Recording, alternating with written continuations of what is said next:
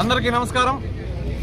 ఈరోజు పలంనేరు నియోజకవర్గంలో అమర్నాథ్ రెడ్డి గారి నాయకత్వంలో మన మాజీ ముఖ్యమంత్రి వర్యులు నారా చంద్రబాబు నాయుడు గారి మీద ఈ ప్రభుత్వం, ఈ జగన్మోహన్ రెడ్డి ప్రభుత్వం కచ్చగట్టి తప్పుడు కేసులు బనాయించిన దానికి నిరసనగా ఈరోజు మేము దీక్ష అనేది కొనసాగిస్తూ ఉన్నాం। ఈ దీక్ష యథావిధంగా చంద్రబాబు నాయుడు గారు ఎప్పుడైతే బయట వస్తారో, జైలు నుంచి బయట వచ్చేంత వరకు కూడా మా నిరసన కార్యక్రమాలు కొనసాగుతాయి। ఈరోజు నియోజకవర్గంలోని బైరెడ్డిపల్లి మండలం తరఫున ఈ కార్యక్రమాన్ని కూడా నిర్వహించడం జరుగుతూ ఉంది। ఈరోజు ఇక్కడున్న కార్యకర్తలు, నాయకులే కాకుండా బయట గ్రామాల్లో ఉన్న ప్రజలు కూడా మేము పెద్ద ఎత్తున వస్తాము। మేము సంఘీభావంగా మేము ఎక్కడికక్కడ దిగ్బంధం చేసే పరిస్థితికి కూడా మేము వస్తామని చెప్పి కూడా ప్రజలందరూ వాళ్ళే స్వచ్ఛందంగా మాకు తెలియజేస్తున్నారు।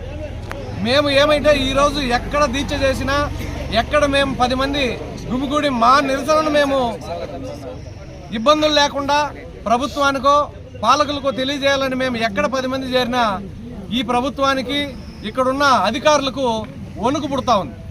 ఎందుకో అర్థం కాలేదు। సొంత జాగాల్లో మేము కార్యక్రమాలు నిర్వహించుకుంటా ఉంటే కూడా అధికారులు రావడము, మీరు ఇక్కడ పెట్టకూడదు, ఇంకో ప్లేస్లో పెట్టుకోండి, మీ ఇంట్లో చేసుకోండి అనే పరిస్థితి వచ్చింది। కాబట్టి దయచేసి అర్థం చేసుకోవాలా, రేపు రాబోయే తెలుగుదేశం ప్రభుత్వం ఖచ్చితంగా కూడా తప్పు చేసిన అధికారులు ఎవరైతే ఉన్నారో వాళ్ళు మూల్యం చెల్లించుకోక తప్పదు। ఈరోజు తెలియజేస్తున్నాం, పలంనేరు నియోజకవర్గంలో అమర్నాథ్ రెడ్డి గారి మీద కూడా ఆయన ఇక్కడ ఉంటే మాకు ఇబ్బంది కలిగిస్తాడు, రాయలసీమ జిల్లాలన్నీ తిరుగుతాడు, లేనిపోని సమస్యలు వస్తాయి, మాకు ఎక్కడ మా సీట్లన్నీ గల్లంత అయిపోతాయో అమర్నాథ్ రెడ్డి గారు రాయలసీమ జిల్లాలు తిరిగితేనే భయపడి సంబంధం లేని కేసుల మీద ఆయన్ని ఇరికించి ఈరోజు ఆయన్ని ఇబ్బందులు పెట్టే పరిస్థితి మనందరికీ తెలిసిందే। కాబట్టి తెలియజేస్తున్నాము, అధికారులు, ఇటు పాలకులు అందరూ గమనించాలి। రేపు రాబోయేది అమర్నాథ్ రెడ్డి గారు ఇక్కడ అత్యధిక మెజార్టీతో కూడా గెలవబోతున్నారు. ఆయన మంత్రిగా కూడా ఈ నియోజకవర్గంలో ప్రాతినిధ్యం వహించబోతున్నారు. కాబట్టి దయచేసి మీకు మీ ప్రభుత్వానికి నూకలు చెల్లే రోజులు దగ్గరలోనే ఉన్నాయని చెప్పి కూడా తెలియజేసుకుంటున్నాము. ఈరోజు బైరెడ్డిపల్లి మండల ప్రాతినిధ్యం వాళ్ళ మండలం తరఫున ప్రాతినిధ్యం వహిస్తున్నారు. కాబట్టి ఈ కార్యక్రమాన్ని ఉద్దేశించి బైరెడ్డిపల్లిలోని ముఖ్యమైన నాయకులు బైరెడ్డిపల్లి తెలుగుదేశం పార్టీ ప్రధాన కార్యదర్శి సుబ్రహ్మణ్యం శెట్టి గారిని ప్రసంగించవలసిందిగా తెలియజేస్తున్నారు. ఈరోజు మా నాయకుడు మా అధినాయకుడు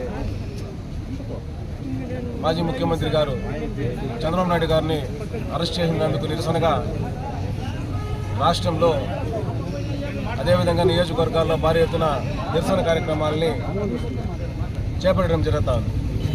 ఏదైతే మొన్న ఈ నియోజకవర్గంలో ఆర్ఎండ్బి గెస్ట్ హౌస్ పక్కన నిరసన తెలియజేస్తే సాయంత్రమే వచ్చి ఆ టెంట్ని మాకు సంబంధించిన జెండాలు కానీ వస్తువులు కానీ తీసివేయడం జరిగింది.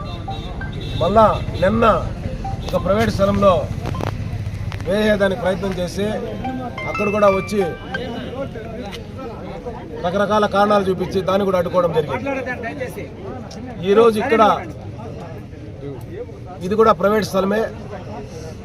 ఇక్కడ వేసుకుంటే కూడా పొద్దున్నే పోలీస్ సిబ్బంది వచ్చి మా నాయకుల్ని ఇక్కడ వేయకూడదు, లోపల కూర్చుంటే ఇంట్లో పోయి ధర్నా చేయమని చెప్పడం జరిగింది. భారత రాజ్యాంగంలో నిరసన వ్యక్తం చేసేటప్పుడు ఇంట్లో కూర్చొని ఎక్కడున్నా నిరసన వ్యక్తం చేసే సందర్భాలు ఉన్నాయని చెప్పి ఒకసారి మిమ్మల్ని అడుగుతున్నాం. అదేవిధంగా మా నాయకునికి మద్దతుగా మేము నిరసన తెలియజేస్తే మీకు వచ్చిన నష్టమేముంది? శాంతియుతంగా చేస్తున్నాం. ఎందుకంటే ఈరోజు ప్రపంచ దేశాలు మెచ్చిన నాయకుడు ఆయన చంద్రబాబు నాయుడు గారు, ఒక విజనరీ లీడర్. ఆయన అధికారంలో ఉన్నప్పుడు ఎప్పుడు కానీ ప్రతిపక్షాన్ని టార్గెట్ చేసిన సందర్భాలు అయితే లేవు. ఎందుకంటే ఒక పార్టీ అధ్యక్షుడిగా ముఖ్యమంత్రిగా ఉన్నా కూడా ఒక కంపెనీకి సీఈఓగా పనిచేసినాడు ఆయన. అంతేగాని మా కార్యకర్తలు కూడా ఆయన పట్టించుకున్న సందర్భాలు అయితే లేవని చెప్పి మరొకసారి మీకు తెలియజేసుకుంటున్నాం. ఈరోజు మేము శాంతియుతంగా పనిచేస్తుంటే మీకు అంత ప్రజల మద్దతు ఉంటే, ప్రజలు ఇంకా 2024 ఎన్నికల్లో మీకు ఓటేస్తారని చెప్పి మీకు నమ్మకం ఉంటే మమ్మల్ని ఎందుకు అడ్డుకుంటున్నారు? అడ్డుకోవాల్సిన అవసరం ఏముంది? ఎందుకంటే మీరు చేసిన ఈ 4.5 సంవత్సరాల్లో మీరు చేసిన అరాచకాలు, దోపిడీలు, ముఖ్యంగా ఇసుక, భూ కబ్జాలు, land mafia, sandalwood mafia, liquor mafia, ఇవన్నీ ప్రజలకు తెలుసు. ఎందుకంటే ఏ గ్రామంలో చిన్న పల్లెలో కూడా చూస్తే కూడా ఎవరు మందు అమ్ముతూ ఉన్నారు, మండలంలో నియోజకవర్గంలో ఎవరు ఇసుక తగులుతూ ఉన్నారు, నియోజకవర్గంలో ఎవరు భూ కబ్జాలకు పాల్పడుతున్నారు, ఇవన్నీ కూడా ప్రజలు గమనించినారు కాబట్టి 2024లో బ్రహ్మాండమైన తీర్పు ఇవ్వబోతున్నారు. ఎందుకంటే ఈరోజు ఈ ధర్నా కార్యక్రమానికి మేము బయలుదేరి వస్తూ ఉంటే రామారావు పార్టీ పుట్టినప్పుడు ఏ విధంగా జనాల స్పందన ఉందో దావింటి వస్తున్న ప్రతి ఒక్కరు కూడా చేతులపై మాకు ఆశీర్వాదం చేశారు. కాబట్టి రేపు పొద్దున జరగబోయే ఎన్నికల్లో ఖచ్చితంగా తెలుగుదేశం పార్టీ అధికారంలోకి వస్తుంది. ఈ నియోజకవర్గంలో అమర్నాథ్ రెడ్డి గారు భారీ మెజారిటీతో కొలబోతున్నారు. అదేవిధంగా ఎవరైతే అత్యుత్సాహంగా అధికారి పార్టీకి కొమ్ము కాల్చిన అధికారులు కూడా ఖచ్చితంగా గుణపాఠం అనేది ఖచ్చితంగా చేసి చూపిస్తామని కూడా ఈ సభాముఖంగా తెలియజేసుకుంటూ, అదేవిధంగా ఈ కార్యక్రమానికి ఇచ్చేసిన ప్రతి ఒక్క తెలుగుదేశం పార్టీ కుటుంబ సభ్యులకు అందరూ పేరు పేరున ధన్యవాదాలు చేసుకుంటూ జై తెలుగుదేశం. కార్యకర్తలు, మా పార్టీ అధ్యక్షులు, మా పెద్దయిన రామన్న గారు కానీ ఇక్కడ అనేక మంది సీనియర్ నాయకులు ఉన్నారు. పార్టీ పుట్టినప్పటి నుంచి ఈ పలంనేరు నియోజకవర్గం తెలుగుదేశం పార్టీ కంచుకోట. ఈ మధ్యకాలం నుంచి ఎప్పుడు కంచుకోట. ఇప్పుడు కుప్పంలో ఒక ప్రతిపాదనతో ప్రతి ఒక్కరు పనిచేస్తున్నారు. ఏమంటే మెజార్టీయే లక్ష్యంగా వాళ్ళు పనిచేస్తున్నారు. ఈ పలంనేరు నియోజకవర్గంలో మీ అందరి ఆమోదంతో రాబో ఎన్నికల్లో అమర్నాథ్ రెడ్డి గారికి 50,000 మెజార్టీల లక్ష్యంగా మనమంతా పనిచేస్తామని ఈ సభాముఖంగా మేము ఈ తీర్మానం ప్రతిపాదిస్తున్నాను.